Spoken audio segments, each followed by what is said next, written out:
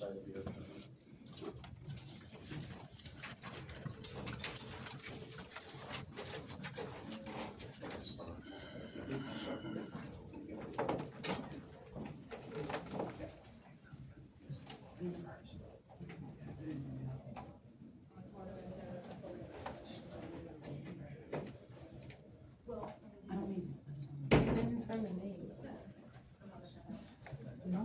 I apologize, Ron.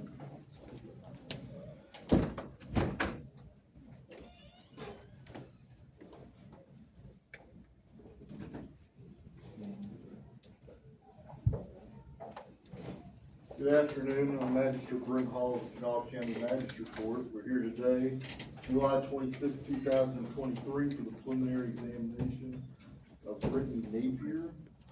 It's case number 23M20F01004. The defendant, Brittany Napier, is present in the courtroom represented by our attorney, John Sullivan. The state is present represented by Assistant Prosecuting Attorney, I thought it was gonna be Todd, I'm sorry. Deborah Resnick. Deborah Resnick. Now, is there anything we need to address before we start with the state? Nothing to say. Is there anything on the defense? Yeah, Your Honor, this is something that we briefly brought up before we went on the record. There's a gentleman in the jury box, Mr. Walker, and he is not an employee or representative of any professional news organization. The court has control over video and cameras in the courtroom. Mr. Walker has some family connection to Ms. Napier's family,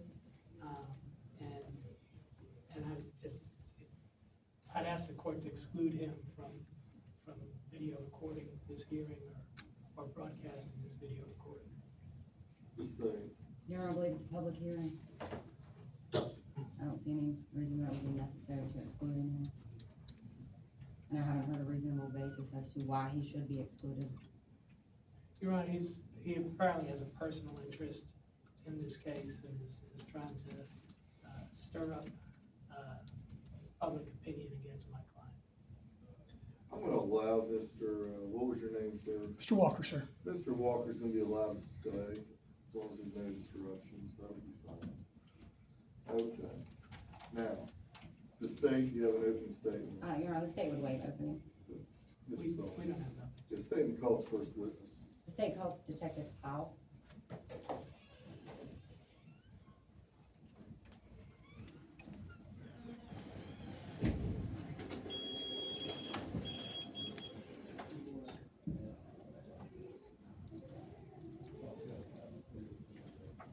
Could I assume, Your Honor, that we're just all free to video away now in the courtroom? Is that what the court intends? I didn't hear, I'm sorry. What was the Is there someone else that would like to record today? We'll go by case by case. No one else? I'm just thinking of, the next case and the case after. And you just said we'll go case by case, I understand what the court said. Are you with some type of news outlet? I have my own platform on YouTube. I have several published news articles, including the ones where I've interviewed with the mayor and the head of the United Way of West Virginia. So I do have a news background. I do also work for the Gazette in a sales capacity, but I'm going to also see if I can get that information to for them. a media. This is for my own personal platform, and this is a news story that I am working on. All right. Detective Powell, please raise your right hand. I swear affirm that the testimony I'm about to give is the truth, the whole truth, and nothing but the truth, so help you God. I do. It's the state's witness. Ma'am, could you state your name for the record, please? It's Detective A.C. Powell with Kanawha County Sheriff's Office. And what capacity do you work for the Kanawha County Sheriff's Office? I'm currently assigned as a detective to the Criminal Investigation Section of the Kanawha County Sheriff's Office. How long have you been in the criminal investigation section? Approximately 12 years. Were you working in your capacity as a detective on or about July 11th, 2023? Yes, I was. And did you respond to a residence in Dunbar on Parkway Drive? I did. Was that residence in Kanawha County? Yes, it was. When you arrived on scene, can you describe the area where the incident had occurred? Based on information we had gathered, the actual incident occurred in a bedroom of the residence. You want me to focus on the bedroom? Yes, please. So, once you enter through the front door, you walk through the living room, you turn left in a hallway, and there's two bedrooms at the end of the hallway, one's on the left, one's on the right. Our focus was on the bedroom on the right.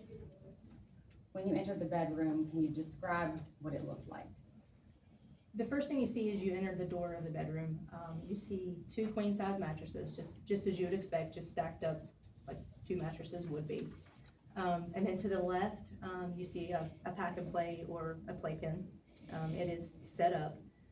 And also kind of just surrounding the playpen and just in the floor, there's random items such as toys, clothes, laundry baskets.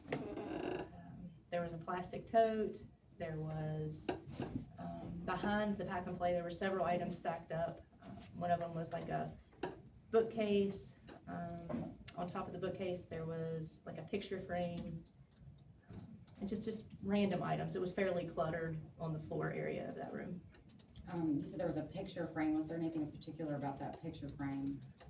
I mean, what stood out immediately was that the glass of the frame was broke. And I don't know the measurements of the frame, but I would estimate, it's kind of like a 12 by 20-ish, frame with some broken glass shards still inside of the frame. So it was a rather large picture. Yes, Was that immediately behind the pack and play? it was. And so with the other items stacked behind the pack and play, it put it up to just within like a few inches of the top rail of the pack and play. Okay. Throughout the course of your investigation, did you come to learn what had happened? Brittany Napier, who's seated in orange, May the record reflect the witness has identified. Sarah reflected for the record that the witnesses identified the defendant. she stated that she had put the baby in the pack and play and had placed this queen-size mattress over the pack and play with the intent of keeping him inside of the pack and play. So I want to step back a minute. When you Okay. arrived on scene though, was the mattress on the pack and play? It was not. Again, there was two mattresses. They were just perfectly aligned, stacked on top of each other, just as you would expect bed mattresses to be. Okay, but then the defendant later told you that she had placed that mattress on top of the pack and play. She did. And did she describe to you whether it was fully enclosed? Brittany went back and forth with that, but eventually said that, you know, there was some space there initially, but that she had pulled the mattress over more in an attempt to keep him inside of the pack and play. So she had made somewhat of a makeshift cage. Essentially, yes. So when she was describing to you that there was some room at the back of the pack and play, did she tell you whether it was enough room for the child to get out of the pack and play? Initially, she did. Once we pointed out the dangerous items that were behind the pack and play, such as the shards of glass